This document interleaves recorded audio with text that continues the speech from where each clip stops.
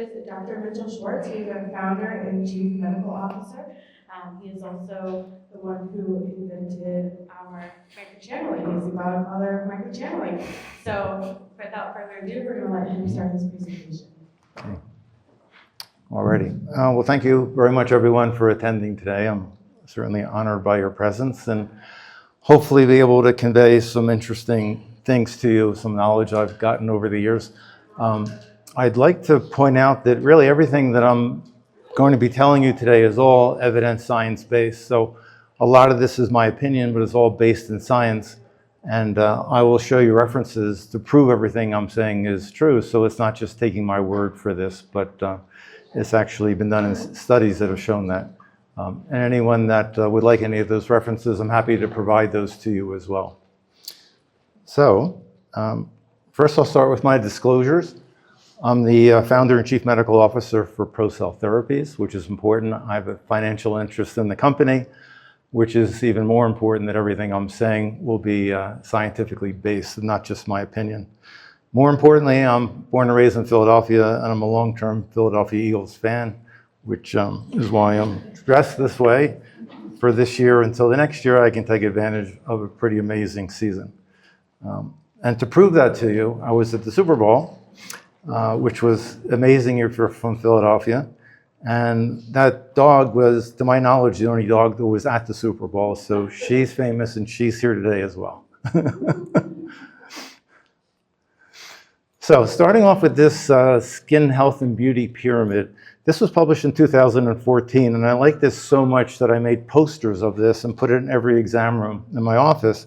And whenever a patient came in for a cosmetic consultation, I went through this pyramid with them because I think the information is pretty critical, which is really how my thinking evolved into the Procell Therapies company. So the bottom of the pyramid is something that everybody should be using. And these are antioxidants, there are sunscreens with decent SPFs, and DNA repair enzymes. And that's kind of the basis of skincare for everyone that they should be doing every day. They're all pretty clear. DNA repair enzymes I'll touch on briefly in the next slide. We had an entire hour lecture this morning about that. Dr. Yarosh is here today who gave the lecture, and he can answer your detailed questions afterwards as well. And he's also the world's leading authority, so I'll superficially touch on that so I don't say anything incorrect while he's here. The next category is the transformation step, and those are retinoids. And everybody was on Retin A back in those days. And it was great for exfoliation, appealed the skin. They loved the results. It gave a nice, smooth, even complexion. And I had patients on it for 20 years, and they wouldn't stop using it. It was amazing. And that was the best we had until the top level came along, which are stem cell cytokines and growth factors. And that works by stimulating. So after we got people through the transformation phase, I would put them on the serums that would help to stimulate collagen. Neocutis was really the only brand out there then that I liked that was making this. And they use cytokines from stem cells from fibroblasts actually in the skin.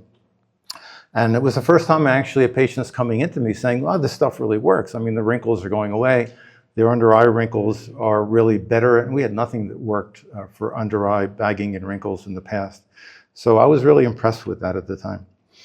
So, DNA repair enzymes, just to briefly touch on them. We have 3 that we've added to our serums now, to our products. They're photosomes, roxasomes, and ultrasomes. And it's an amazing development that are enzymes that help your skin repair itself from DNA damage from the sun and from the environment. And I think it's just a great thing to offer people because it helps to prevent skin cancers and helps the skin repair itself. And it helps to improve wrinkles and hyperpigmentation. So it fits in so well with everything else that we're doing. What are cytokines and growth factors? It's basically the way that cells talk to one another. So it's a complicated language, cellular communication. We have over 200 different cells and cell types in the body. Red blood cells are the only ones that don't communicate because they have no nucleus, there's no brain to teach them how to talk. They just do what they do, but all other cells in the body talk to each other. So how do they do that? Well, what are cytokines and growth factors? They're signaling proteins. Growth factors are called that because they stimulate growth, but it's also proliferation, differentiation, survival, even death. So what do? Over the years, we have hundreds of different growth factors now, and we're making sense of it all, so we have to put things into families, just to group them together so that we can talk more intelligently about it. These messengers operate at close distances, and we call that paracrine communication, which I'll mention again in a minute. But they occur in very low concentrations. It doesn't take much for a cell to talk to each other. So these are families, examples of the families that we're now grouping things into. And I've highlighted the TGF-beta superfamily because that's super important in wound repair. And those are the ones that one of the ones that we highlight in our serums as being essential for skin repair. The WNT family is in there as well, and that's because that's the key one for hair regrowth. So we'll address that a little bit later on today. But here's all the different families that are out there right now. They're categorized because they either look the same or they act on similar receptors in other cells, so they function in similar ways. There's the hedgehog family, which is a curious name, but they look like these strange larvae from fruit flies, which look like hedgehogs. So part of the development was along those lines, and then one of the scientists' kids was watching Sonic Hedgehog, so there's the Sonic variety, but they're named after things that they look like, which is the way we do it. So, 3 different types of hormone signals. Endocrine, we all know the signals are secreted, they get into the bloodstream, and they travel elsewhere in the body and do what they do at different sites all over the body. Autocrine is kind of curious because the cells secrete the messenger into the extracellular space, and then it goes back into the same cell. So the cell's literally talking to itself, which to me seems kind of crazy, but it's documented, so we gave it a name. Paracrine is important because of the cytokines, which means it's secreted into the extracellular space, and it travels to a cell that's nearby, and it gives it its message. So most of what we're talking today is paracrine communication.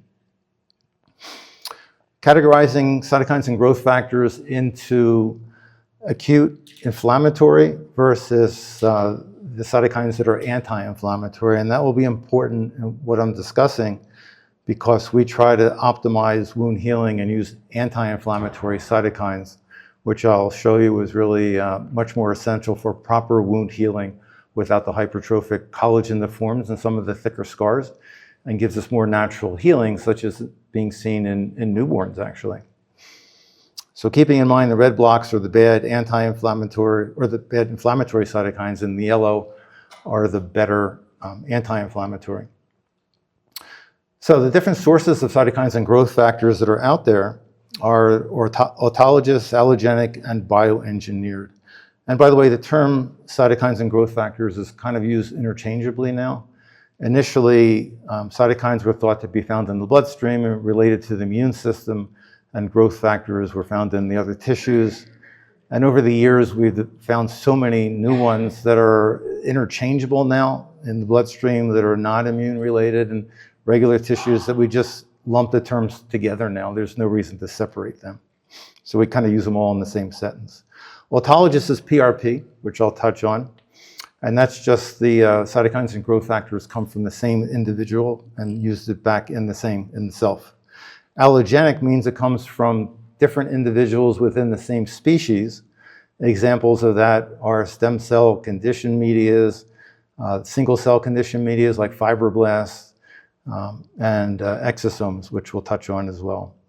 Bioengineered is made in the lab. We now have laboratories that through amazing technology now can do gene editing and splicing and can produce these cytokines and growth factors that are not derived from human cells now, but from other types of cells, which I will talk about.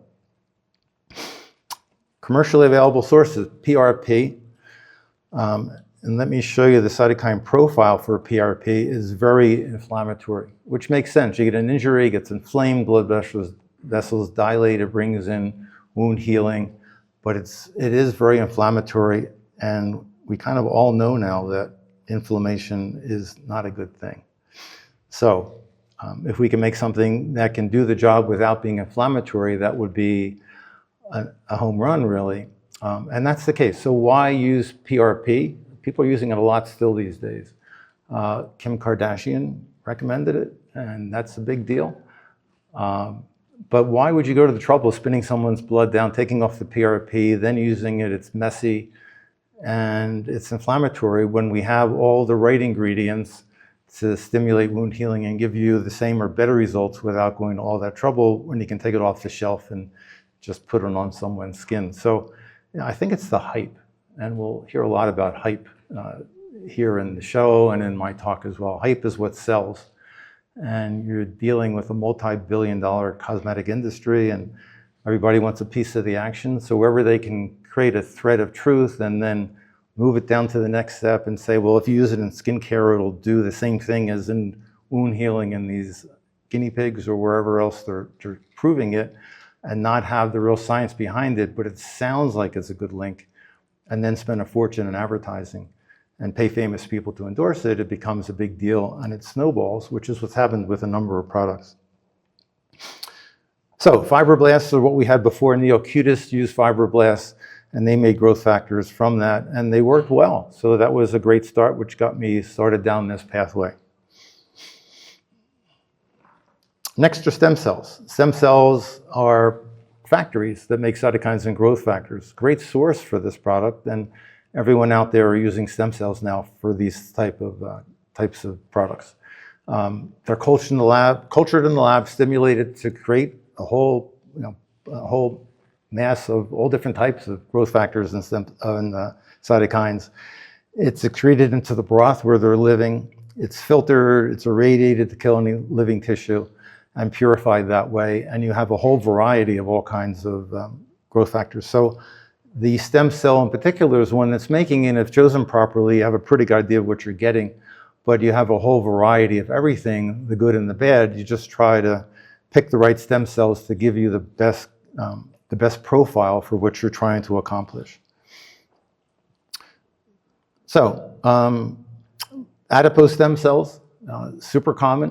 A lot of people walking around yesterday, a lot of the places here were advertising them, adipose sources. Why do they do that? I think because adipose tissue is so inexpensive.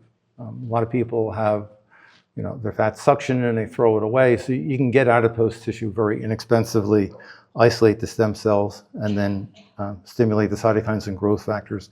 So it's a fairly inexpensive source. The problem is adipose tissue is very inflammatory, and the cytokines and growth factors do have a decently high profile of inflammatory cytokines coming from stem cells. So it works, but it's, again, not the best source. Looking at bone marrow mesenchymal stem cells, that's what we had been using for many years for our Procell product. Mesenchymal is the embryonic origin of the cell, and there's 3 layers during development. And this is the middle layer that forms these stem cells, and they're pluripotent. They can turn into all kinds of different cells, so they're quite talented cells. Pretty remarkable, actually.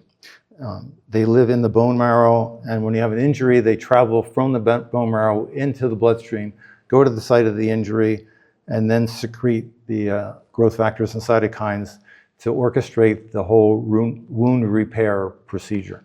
So they're instrumental in running the show for wound repair, and in a way, that's kind of ideal. Those are the cytokines that you want to duplicate or have for your treatment for what we're trying to accomplish.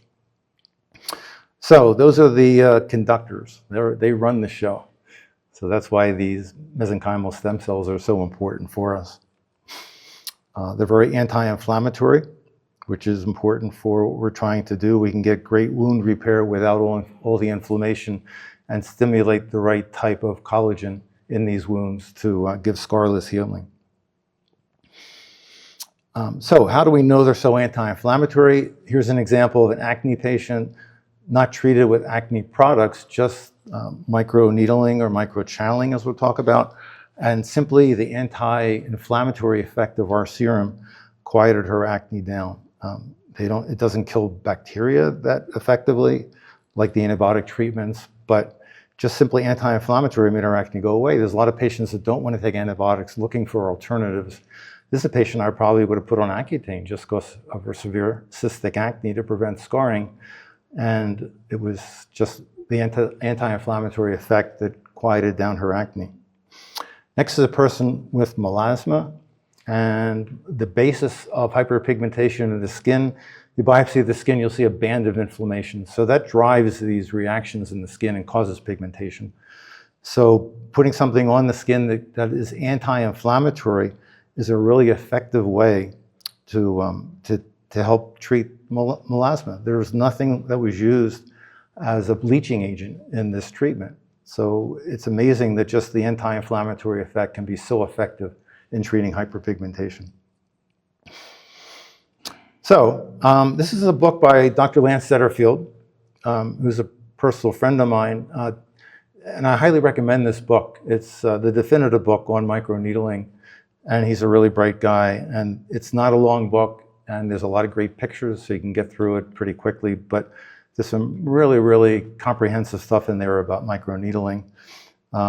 But when I started the company, Lance and I got together, this was over 10 years ago, and we met with a company that had just started producing serums with mesenchymal stem cells, and they made these great cytokine profiles that we really liked. And they were out in California, and we sat down with them at a table and said, all right, we want something that's really safe to use for microneedling in the skin, but we want your stuff because we think it's the best in the world. And they developed the serum for us that we had used for 10 or more years that really launched the company. So it was great. It was minimal preservatives, and it had all the right cytokine profiles that we felt was necessary for the best results. So that was how it started. This was one of my first acne patients that I personally treated with microneedling. And after 4 treatments, you can see the results were like beyond amazing to me, because when I look at the first picture, I was pretty aggressive with acne scarring. I did not microdermabrasions, I did aggressive dermabrasions, sanding the skin that were really bloody. I did subcision using flat needles, tunneling under the skin to loosen it. I did collagen injections under the skin. I did strong acid chemical peels.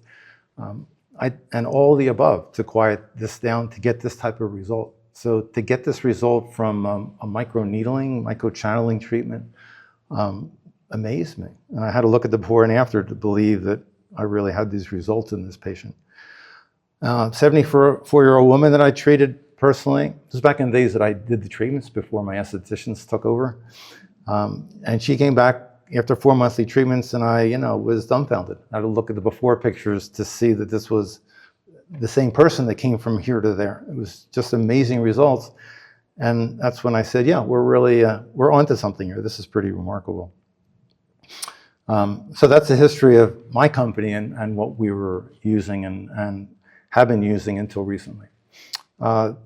Exosomes, hot topic. You walk around exhibits, you'll see bold letters, exosomes, as I did yesterday. So what does that mean? Well, exosomes are these extracellular vesicles. They come from within the cell. They're secreted and they go into the extracellular space and they travel to wherever and get picked up by other cells. They stay local, they travel all over the body, highly dependent on the cell origin. And they transfer various cargoes, including DNA, messenger RNA, microRNA, cytokines, and cytoplasmic growth factors.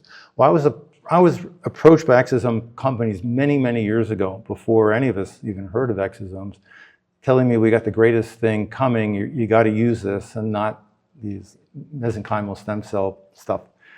And I looked closely at it at the time, and you had to store it at minus 60 degrees centigrade, which was like impossible to do, and get it to people's offices to be able to use.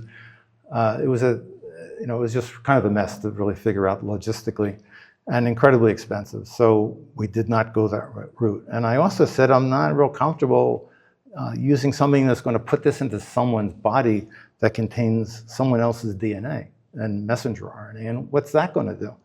And they had all the reasons why it was okay, but I was not real comfortable with that concept. So if you look at the National Institute of Health National Cancer website, and this I just copied off their website, so anybody can do this. I didn't make this stuff up. This is what they say there. Exosomes are released into the blood. Many types of cells, including cancer cells, travel to the blood, other parts of the body, and cross the blood-brain barrier. They're able to transfer DNA and RNA into other cells. They may play a role in the spread of cancer and may also keep immune cells from killing cancer cells. So if you're using exosomes, the company better be able to tell you exactly what cells they come from and why they're safe. And you have to believe that to be comfortable with that. This is an article, The Darker Side of Exosomes. It was published in 2021. Exosomes can change the phenotype of target cells. That means you have a cell that your body has programmed to do something like make collagen, and it changes its phenotype. It tells it to make something else. Well, I want cytokines and growth factors to tell the cell to make collagen and not something that it's never made. And I don't know what that means and what it's going to make. I want it to keep making what it's supposed to make, because that's the way it was intended. And changing its phenotype to make something else, to me, is a little scary. They've been shown exosomes development of diabetes. They create neuronal damage in Alzheimer's disease. They're secreted by cancer cells as well and can transfer cancer genes between cells. They're released from fat tissue and have been shown to contribute to obesity-related complications. And this is a reference listed there that you can look up. So another article, Exosomes, Good, Bad, and the Ugly, from Duke University, Director of Regenerative Pain Therapies. They have long circulating half-life. They easily penetrate cell membranes, cross the blood-brain barrier. They travel all over the body. Proper creation is essential. Can be disease-altering or promoting. So they have the potential to harm as well as heal. Not approved by the FDA, which is a fact still, to treat anything, and they should be limited to clinical studies, which is clearly not what's happened. The hype is taking over, and now they sell this as the latest and the greatest. Well, they do contain growth factors and cytokines. We know that's essential for wound healing and gives good results. So they do work, but why would you use them when we can get growth factors and cytokines from other sources that are safer and don't have the DNA, the messenger RNA? We don't have things crossing the blood-brain barrier. We don't have the risks involved with what cells do they come from. So lots of reasons why I never got into this thinking exosomes were the next thing for us. This is something that happened this year that really caught my attention. This is a web shot of a company that sells exosomes. And it says here they're stem cell derived and they're lyophilized. They're dry, for the freeze dried. And that's really why this took off, because now you don't have to keep it at minus 80 degrees centigrade. It comes in a powder, reconstitute it, and use it. So everybody can use it now, which sounds pretty cool.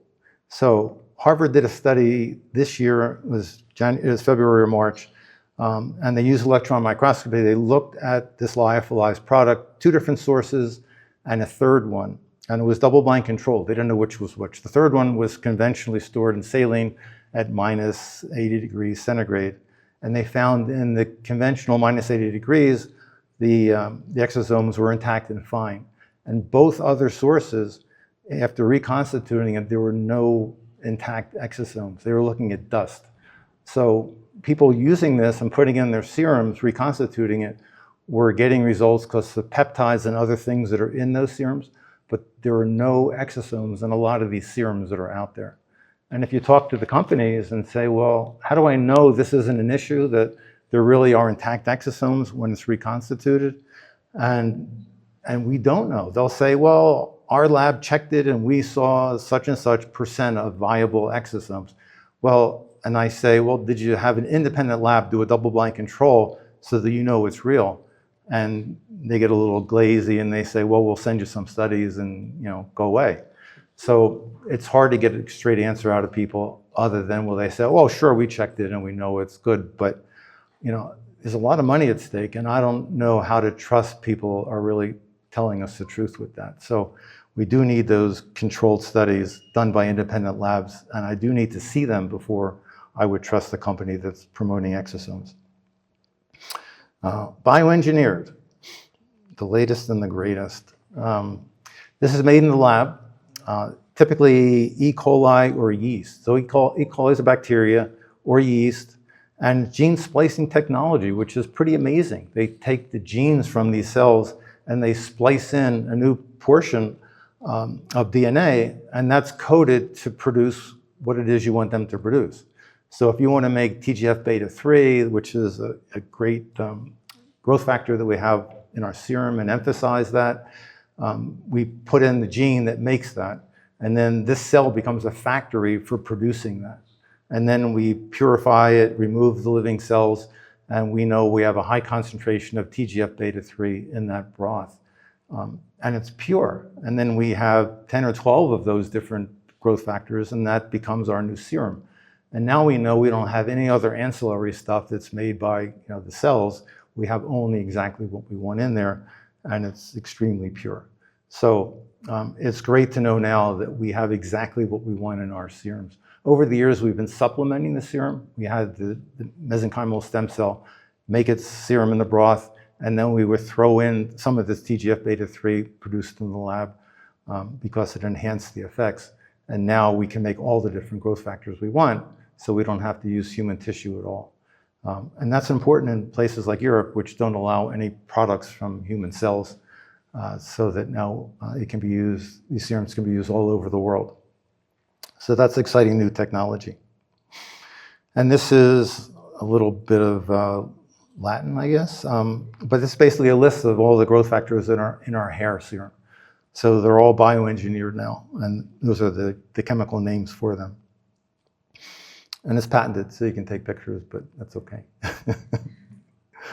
So why do we say microchanneling and not microneedling now? What's the difference? Because a lot of people are saying it's all the same thing, semantics, don't be fooled, Procell is just making this word up. And okay, that's good, but that's not true. We didn't make it up. It really there's some science behind it, which I'll tell you. Microneedling stimulates collagen by wounding the skin. Electrocollagen induction therapy, it's called. Needles pierce the skin, it creates this little electric gradient, and it stimulates collagen production, was the theory back in the day. And it really works because it stimulates the cells to make growth factors, the cytokines that cause what they cause. So that's why it works. Microchanneling creates precise microchannels in the skin with minimal tissue trauma. And that's the key I want to come back to many times now. Minimal tissue trauma to stimulate collagen production, just like microneedling. But now we want to optimize penetration of topically applied products. Now we're combining something great with that. And that was the difference between my company and everybody else back in the day when I started it. We came up with this amazing serum, and I wanted it to penetrate better. So that's why I got into this whole concept of microchanneling, to be much more than what microneedling could offer. So, mechanism of action, microneedling, you create the injury, stimulate cytokine activity, and gives you all the nice benefits that we now know it can do. So how do you do that? Well, they have rollers. Well, think of the physics of a roller needle pin entering the skin at an angle and then exiting at an angle. And it creates a bit of a wound, a lot of tissue trauma, as I'll explain how important that is later. And it creates kind of like a drag mark or a scratch into the skin as it rotates through. Lance and I have had some interesting discussions in this because he's been a roller guy for forever and he's really smart, and I haven't been able to convince him too thoroughly how archaic it is, but I'm working on it. The other pens that are out there, everybody else, pen-based systems, they have small treatment tips. So it'll take you forever to just tap on the skin. So their technique is dragging. And they make this gliding solution to help you with less friction to glide across the skin. Problem is when you're gliding, the needles are going up and down and you're gliding, so there's variable depth of penetration, as you can imagine. They're not all even down to the same depth. And studies have been done actually showing the uneven penetration of these needles. And it makes sense when you think about it. Also, as they go across the skin, they create a bit of a scratch pattern in the skin. Again, more tissue trauma, and I'll show you evidence of that. In contrast, the Procell system has these discs that have a stopping point. And we do a tapping technique, and different sizes for different body areas. But the treatments are really fast because you can go tap, tap, tap, tap. And once you get it down to a system, you can get done in no time. So we have tips for small areas, for the whole body, for the face, but it's always the same motion of tapping the skin and not dragging the skin. So what does this do? Clay model, Procell gives you this pattern in the clay. Other pens gives you that, we call it the catch-scratch pattern, and the roller gives you the wider openings.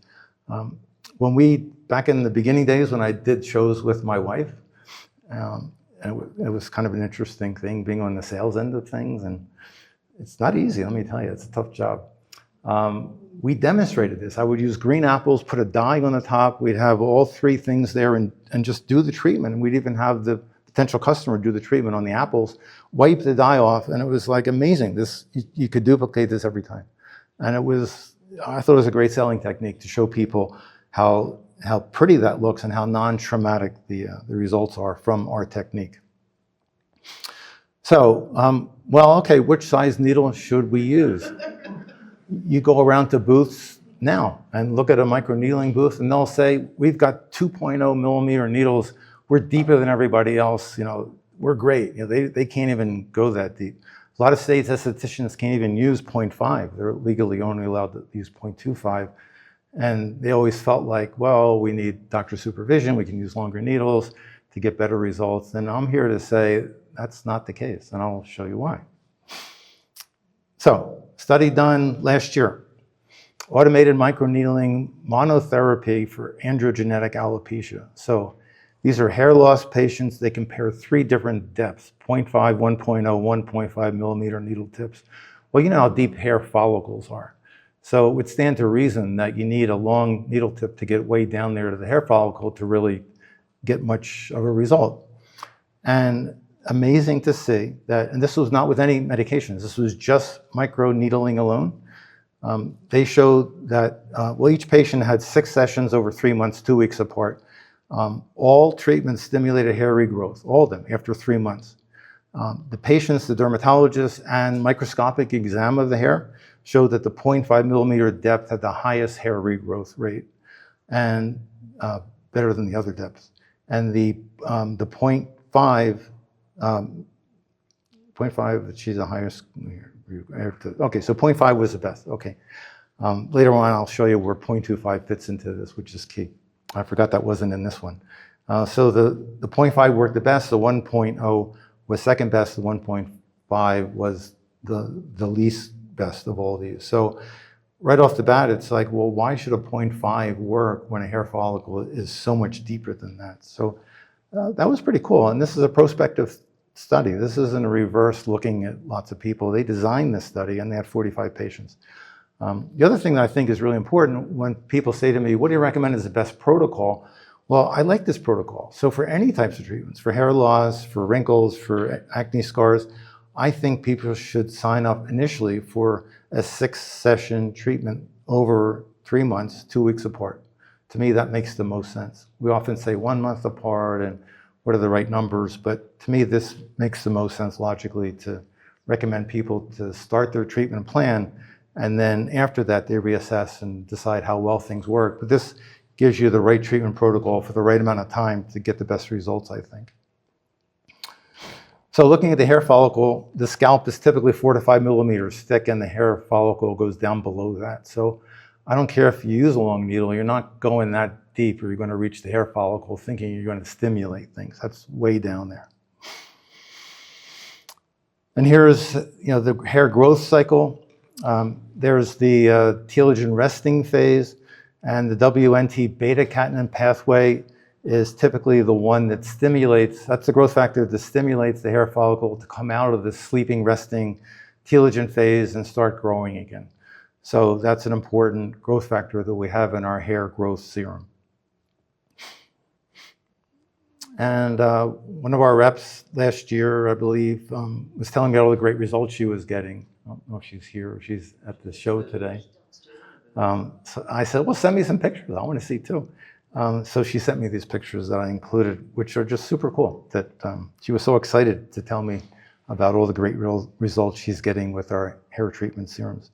So that's one patient, and these are all over, it's like 5 or 6 treatments over several months. Another patient, and another patient. So yeah, so nice results, nice to see. So, see what that's all about. This is a company, 3M. came out with this product that I used in my office for fun. It had a little handle, a little round bump at the end, like a tennis racket. You put your finger on it, had these little pyramidal shaped metal things on the other side, and you pressed it into the skin, and it created little channels. And the channels, the little pressing holes in the skin, were 0.1 to 0.15 millimeters deep, which is like nothing. You don't even feel it. And they did a study, 3M did a study showing there's a 340% increase in penetration of lidocaine after treating the skin with this compared with untreated skin. And I said, really? This little needle thing that I can't even feel, 340% increase? How's that possible to have greater than 3 times penetration of lidocaine into the skin? Putting on topical lidocaine and numbing the skin and using that would be phenomenal, and not even having to inject patients. Why didn't everybody take off on this? I don't know, they didn't, but that study amazed me. So I said, all right, we got to really look into this. Let's see what's going on. So stratum corneum, the barrier layer of the skin, is 0.13 millimeters thick. And that's pretty darn thin. That's the barrier layer of the skin. You get past that, and whatever is in the skin is there. It's past your barrier layer.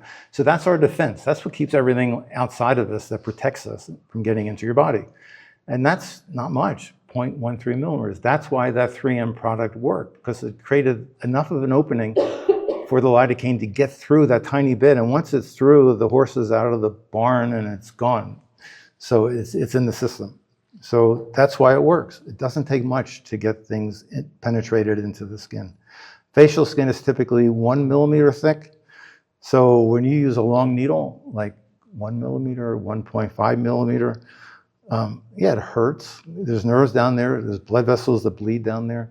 And you're into the sub-Q fat. So why would you want to do that other than piss off your patient because it's so painful?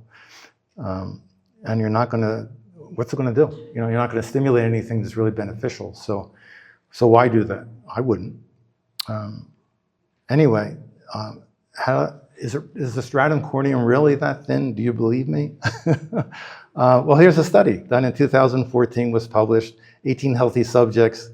They used 2 different methods to measure the thickness of the stratum corneum. And it was cheek skin, and yes, it was 0.13 millimeters deep, thick, average. So that's been proven. Facial skin thickness, just over 1 millimeter thick. And another study showing that in plastic and reconstructive surgery. So, those are all true facts. So, 2008, a study was done in Germany, skin penetration enhancement by a microneedle device dependent on needle size and applied formulation. Used Dermarollers, 0.15, 0.5, and 1.5 millimeters. Hydrophilic drugs were put on the skin. The 0.5 millimeter needle length was found to be the best for drug delivery. 0.15 was second best. 1.5 was last. So, good study. Why use a longer needle when our goal now is to stimulate the collagen with the needle itself, but get optimized penetration. So that's what this is all about, how to optimize penetration through the skin. And all results are showing 0.5 seems to be the magic number to get things to penetrate the best. So why is that? What's the mechanism behind that? And I think it all revolves around tissue trauma. When you go deeper into the skin, you set off that inflammatory reaction, the inflammatory cytokines take over, increased blood supply, increased tissue edema. These channels start filling up with fluid much more quickly. We want to keep those channels open so that what we're putting on the skin will penetrate better. And I think that's the key to this whole thing, is minimizing tissue trauma to enhance penetration. So now all of a sudden 0.15 works better than 1.5. So anyone out there that is in a state where you can't use longer than 0.25 millimeter needles, you're fine. You're getting exactly what you want in types of penetration, not as much as 0.5, but you're cool. And all the other doctor's offices that are using 1.5 and saying, well, they can't do what we can do, are wrong. They don't realize that, that the estheticians can do stuff that's better if they're using the longer needles. So there's some real advantages to not using long needles. So, study about microchanneling finally, used in androgenetic alopecia. Again, these are case studies. They're more important going forward. They can design it properly rather than retrospective studies looking at large number of people, but not designing the study equally with blinded controls and things. So this is biweekly microchanneling over 12 weeks, and they showed the 0.6 millimeter tips were more beneficial than 1.2 millimeter tips. And microchanneling with minoxidil was used, and that was more effective than just microchanneling or microneedling by itself. So now we're finally seeing that you get better results, not just by microneedling the skin, but microchanneling with a medication. And a review article looking at 696 androgenetic alopecia subjects, twice a week treatments, ranging from twice a week to every 4 weeks. So the problem with that is that the treatments are all over the place. They're done in many, many different ways. And they combine minoxidil, they use PRP, they use growth factors from fibroblasts, they use spironolactone, finasteride, and dutasteride. Those are all oral medications. And basically they just said the combination therapy significantly increased hair density and hair diameter in patients compared to monotherapy without significant adverse effects. So I'm a big believer in combination therapy. I like to use lots of different things to treat people. So you can use topical medications like minoxidil in combination with that. If you don't want to use our hair growth serums for whatever reasons, you can put people on oral medications along with those treatments to get even better results. So you can hit them with a lot of different modalities if you really want the best results. So applications for our serums nowadays. We have great results with wrinkles. Acne scars, as we see, much improved, treating the androgenetic alopecia patients. Even alopecia areata, great results now, studies showing that improvement. So many types of hair loss we're treating. Hyperpigmentation, just again, our serums being so anti-inflammatory are great. And if you combine it with some of the bleaching medications, then you can enhance their effect as well. Acne and rosacea, great results with that, because of their anti-inflammatory effect. Get lots of reports about stretch marks, and a lot of patients will use alternating treatments, microchanneling one treatment, 2 weeks later or a week later, do fractionated laser treatment, and keep alternating that every other week. And I've seen some very nice results with stretch marks, which are typically quite resistant. So lots of different treatments. So again, back to the hype, and that's the problem. There's just so much at stake here, so much money involved, so much money is spent on advertising. How do you make sense of all this as you're wandering around and you're getting pitched by all these different people at the booths as to why their product is so great? And a good salesman can really make things sound good, and everybody wants to believe. You really want this stuff to work. It's, we're all sold on the thought of, gee, this stuff can really fix this. So are they really science-based research that they're quoting for you? Are there publications in major journals? There's so many papers out there that are in PubMed that they say are peer-reviewed, but they're really not that peer-reviewed, meaning that the scientist that sends them in, some of these journals allow them to actually pick the people they want to review the article, which is a little bit crazy because it's somebody they know who's reviewing your article and you're reviewing their article because they're picking you. So it's not this true peer review thing like they claim. So you want this to be major scientific articles, and the ones that I've cited here are all our major dermatology articles that are really respected. So where are these publications published? Are the trials being done on humans or are they on laboratory animals? I just looked at an article about cytokines written by someone who started a company, not cytokines, about exosomes, who started his own company, and they make serums with exosomes. And he published an article that said safety profile of exosomes, and he did irritation on chambers on the skin of humans. That was their only human study, and they did irritation chambers. Well, I'm not worried about irritation with exosomes. I'm worrying about them killing people. So showing me that it doesn't irritate your skin is not what I would call a safety profile. And then I read the article and I saw that they had 90 people were enrolled and 50% of them dropped out before the study was done. And it said that they dropped out for other reasons, not saying what they are. Well, how does that get published when half of your subjects don't even show up for the follow-up? I don't know, but there was the article, but it was quoted as being, this is why you should use exosomes, they're safe. So be careful about that, be careful about testimonials. There's a lot of people out there now with salmon sperm that I'll mention as well, the PDRN, and they show before and afters, and this is like the most amazing thing I've ever had done. Well, that's nice, but what does that mean? Was it double-blind controlled? Did everybody really know that that's what we're using, and they really wanted to believe it? And what else did they do along with that to try to make themselves look better? Because now they're motivated. So be really careful about anecdotal evidence and testimonials. They're pretty meaningless. So so it's hard to know who to trust. So I sort of preempted the PDRN thing because every time I talk, somebody says, can we talk about salmon sperm? It's like the biggest thing out there all of a sudden, and there's so much hype now. It's crazy. So I looked through every place I could for a long time, and I couldn't find any scientific studies about PDRN. They talk about wound healing and some of the beneficial effects it has, and with injections, which is not legal in this country.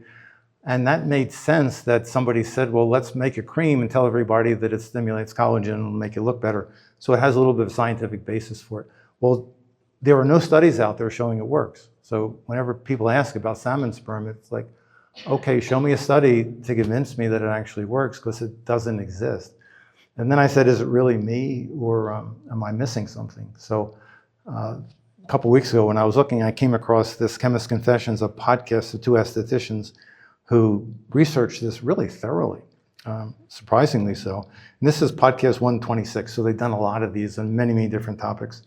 And I thought this would be great to listen to if we have time, and I think we have a couple minutes. So this is just a 1-minute thing that I extracted from this podcast that I thought it would be great to listen to. To build. So I think for me, what I cannot wrap my head around is, what does it do? Yes. Right? When we make Skincare for fun. yes. You don't know what it's going to do. Yeah, so like to me, because we have to spend so much time like testing new products and whatnot, for something to make it to stick in my routine, I have to use it for a reason, like an actual reason. And PDRN really just falls in that like, oh well, why not kind of category. And to me, like I just don't have room for well, why not in my routine. So that's why. And I think, again, putting this in the exosome space, that kind of like hype science, and another feeling I have is like, this is such a classic example of like hyped marketing ingredients in skincare. Like, comes from a source that didn't actually start in skincare, but has like some science to give it some relevancy, and then it gets dumped, and there's no validation of what it does topically. This is a classic scenario. This is not like oh, colored me shocked that they did this. Yes. This happens all the time, and it's just a matter of, okay, if we are interested as users, then what are they going to do to show for it, like to actually show what it does? Anyway, so whoops. I think That's it. So I think there's time for questions if we have any questions.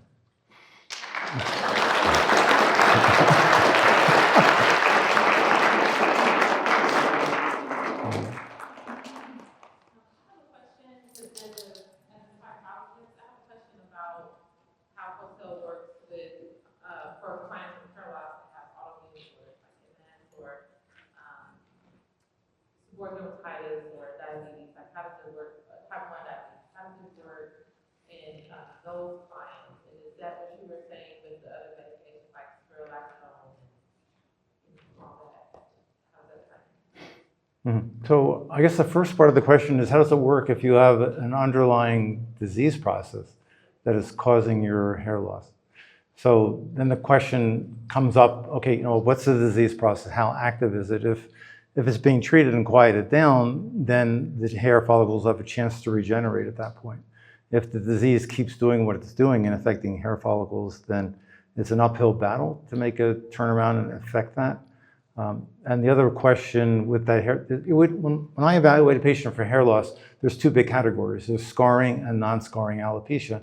And sometimes you can't tell, so I'll do a biopsy and look microscopically to see if there's scarring taking place. So if your underlying disease, like lupus, is causing scarring, then the hair follicle is destroyed and nothing will bring that back. If the hair follicle is not and it's intact, but in that resting stage, that telogen phase, then whatever that disease is, it's pushing it into the non-growth phase where it's sitting waiting for whatever period of time. So if you can control the underlying disease and quiet that down, then we can stimulate the hair to come back into its growth phase. So it can work under those circumstances. But it really depends on what that disease is and whether there's actually scarring taking place. Okay, and just the last part of that, but if, I guess I'm concerned if it would cause autoimmune response, more so. And I hear what you're saying about just trying to keep it at bay, but if you don't know. Yeah, I didn't hear what you said about autoimmune. Like if it can trigger an autoimmune response. Of the treatment itself? The treatment itself. The treatment for the hair loss triggering an autoimmune response. I hope not. I've never seen any evidence of that taking place or a study to suggest that. It shouldn't do that because there's really no antigenic basis, meaning these molecules are meant to just stimulate certain things within the cells themselves. So they're taken up by the cells and then do its thing. The body recognizing that as something foreign wouldn't happen because we're making something that is typically made by the body. So the body sees that as something that's normally there. So it shouldn't trigger that type of reaction. Not the product, the treatment itself. Like as far as it causes a superficial injury to the skin, correct? Mm-hmm. Regenerative collagen. So that's the part I was Right, right. Not the product. The product, I think. Right. Yeah, I can't think of a good reason why it should be a problem like that, because whatever it's causing your skin to trigger to make your own, growth factors and cytokines would be a normal type of process that shouldn't trigger an autoimmune kind of thing, in a sense. A lot of the autoimmune problems are due to collagen, your own collagen that you might be allergic to, so-called allergic to, but we're not doing that with the needling process. And just regular microneedling has been around for so long now that you would sort of think, okay, is that a risk? We would have seen that a long time ago because so many people are being treated. We have people with scleroderma that are making way too much collagen. And that's always a little concern. If you're doing something that stimulates collagen, will it trigger an autoimmune disease like scleroderma to worsen? And that's in the back of my mind, but I've never seen any studies that suggest that that's happened. But if someone asks me, should I treat a patient with scleroderma, then I hesitate and scratch my head and say, I'm not sure.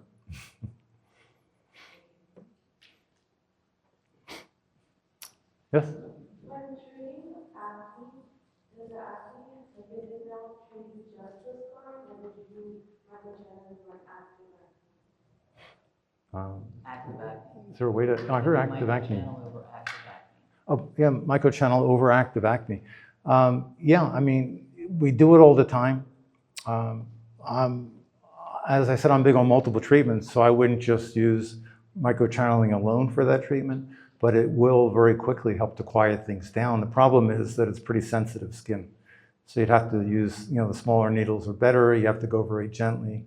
You have to have a patient that's okay with that, knowing that it's going to make things a little redder or inflamed at first. Then the aftercare serums have the same anti-inflammatory cytokines, which really do help to quiet things down pretty quickly. So it should work fine.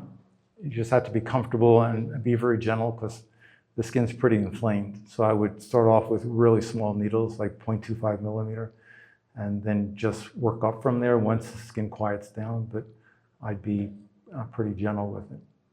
So, yeah, we typically, I mean, you've treated people with, because I'm not actually out there doing the stamping now, but when you're treating active acne people, what do you do? Anything? I started at 0.25, and I pretty much stay there. I make sure that they're using anti-inflammatory topical products at home as well. But it does not spread the bacteria. That's something that we thought years and years ago, but recent studies have shown that it does not spread the bacteria. Would you still use actives before that, or would you just include? Actives you would not be using within 7 days prior to the treatment, and then 72 hours after they can resume their actives. What was the topical cream that you recommended to use? Hours. We have a partnered aftercare that goes with our product, so there's no guesswork. Sure. Go ahead. When did you move from recommending 4 weeks apart down to 2 weeks? Well, I really changed my mind when I saw that study, which was last year. Is that hair or what phase? Is So, that- well, I that- had that same question, right? Was it Right. hair or So- phase? That study was done for AGA, for hair loss, androgenetic alopecia. So I looked at that and said, well, why not? Why do we say once a month? Well, the skin completely regenerates over a month time for a cell to go from the bottom to the top layer. Everything's sort of revolving around that once a month, but what's the harm in doing it twice a month? And I couldn't think of any reason not to.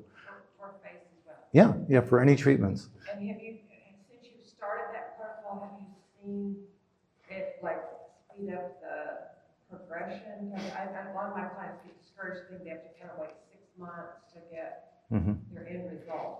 Right. So do you see a similar result in the amount of change after 2 weeks as you would if you waited a month between? Yeah, maybe that first month would be comparable because at that point you've done 2 treatments instead of 1. That's not a big deal difference. But once you get past that, then you're into much quicker results because you have more treatments over a shorter period of time. So as you're then getting into your second month, yes, you should see better results faster. And after 3 months, they've had the whole 6 treatment course.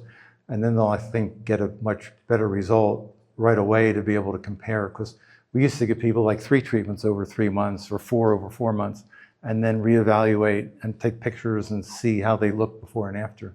But now you'll have better results sooner because of that. And in your philosophy, for the first 24 hours post-procedure, what are you recommending on the skin in the first 24 hours? As little as possible. So studies show the channels can close to anywhere from within an hour to a day, and sometimes even longer, but that's rare. So just to be safe, don't put anything on for the rest of the day and wait till the next day before resuming normal care. So just to be on the safe side. And the mask is nice that we put on, and that cools everything down. So when you leave, most of the redness is gone. You should be pretty comfortable. Yes? Do you recommend red therapy light immediately after? Yeah, we do that routine. Blue light, or can you do either one? You can do either. We had the red light in my office, and patients seem to like it a lot. It's soothing, and so. Blue light for like acne, so would you use the blue light right after the treatment and the red light later on? Well, it gets logistically a time thing, so I would pick one and combine that as part of your treatments, and then the other would be later on. Have them come back for that, unless you want them in the office all day. Sure. When you were talking about your 2 weeks and 4 weeks in between each appointment, is that any age, or do you suggest on older skin doing more often, or on older skin doing longer? No, I think any age is fine. Older skin, you might be more inclined to use like a 0.25 millimeter needle. And if you ever use that, I was amazed when I first tried it. I thought, I don't even feel this. I'm a terrible patient. I'm the world's biggest chicken. So I eat pain. And I said, wow, this is amazing. I don't even feel this. How could this work if I can't even tell? And yeah, it works great. So you can do lots of treatments, even elderly skin, even sooner than 2 months. Not that you should, but meaning the skin recovers so quickly, it's very non-traumatic. So any frequency you want is actually pretty comfortable. Okay. For people who experience hyperpigmentation post-treatment, would you say this would be? I don't know if everybody can hear that. Can you? I was saying for those that experience hyperpigmentation Uh-huh. post-procedure, is Procell safe for Yeah, absolutely, absolutely. That's a big issue, especially darker skin. And if you're really concerned, use the smaller needles. Another reason why anything that's less inflammatory, the longer needles, if somebody's super sensitive, may create enough inflammation to stimulate pigmentation. But if you're using the smaller needles, there's just such little inflammation to non-existent. We've never seen a problem with that. What needle length do you recommend then? I recommend 0.5. All the studies show that to be the best. If you have someone really sensitive or whatever reason you might be concerned, like over acne that's active, or someone that's super susceptible to pigmentation, start off with the 0.25, just at least the first time through. Let them get really comfortable with you and be amazed at how easy it is. And then if they're comfortable later, you can bump them up. Okay. So when you were saying like they can have treatment every 2 weeks, is that what you were saying earlier? Does it mean like it is not tied up to the cell renewal rate? You know how the older people have longer cell renewal rate than the younger ones. Mm-hmm. You know what I'm saying? So it doesn't tie up with that one, or it doesn't have a better outcome if you are waiting for that cell renewal rate, kind of? Yeah, it may take, in the older patients, it may take longer to see the best result compared to younger people, but by doing it more frequently, you're kind of giving them more of the good stuff so that they'll respond more quickly. Eventually the skin will catch up and get the good results. But by having more treatments to get to that point, then it'll just speed up to give them a better result sooner. Otherwise, if you're spread out more, then because they respond more slowly, it'll keep taking longer because of their age. But there's no harm in doing it more frequently to try to help it get better a little quicker. In the back. For a lot of the studies that they did, it showed that the smaller needle gives better improvement. Is there a specific treatment and what kind of behavior? Do I recommend the longer needles for anything? There are people that will tell you that the acne scarring, if it's severe enough, they like this subcision technique that I used to do with these needles that have a flat spade-like tip, and you put it under the scar and wiggle around and you just try to loosen it up. So I know some prominent dermatologists that feel unless they use long needles and just rough up the skin and make it really bleed and make a mess, they're not going to get the best results. So I don't know, I don't do that. I'm not cruel like that, but they're people I respect. So I think there's probably truth to who's the operator doing the procedure, saying that gives you better results. But it's short of acne scarring, I can't think of a reason to use longer needles for anything else. You are very cool, Dr. Schwartz. You are the godfather of Microchanneling.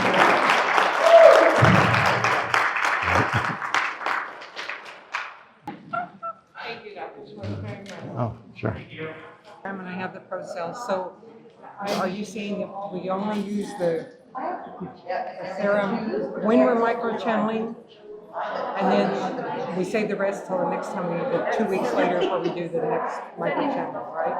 We don't use it separate from. Well, we have the rollerball vials. We have the rollerball vials, Yeah, that's which what we I'm use talking during the about. treatment. Yeah. So during the treatment, we use the vial, Correct.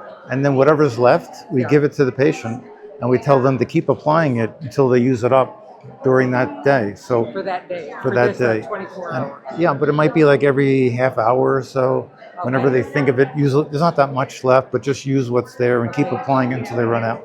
And then they have our daily use serum, and that's what they use every day as their routine daily Like the 1 treatment. and 2, the one that. Yeah, the 1 and the 2. you Right, use, right. And you use that every day. And they use that at home every day. And then when they come back in 2 weeks or a month, then you do another rollerball vial treatment, and they take that home. So that shouldn't be reused because it has a preservative in it, but when they're rolling it on the skin, whatever's on the skin gets into it. So I wouldn't want that to sit on the shelf and then later on use it again and worry about something growing in it, even though it's got a little preservative. Until it's used up in the next 24 hours or whatever. Usually within a few hours they've used it up. It goes pretty quick. All right, thank you so much. Okay, sure. You're welcome.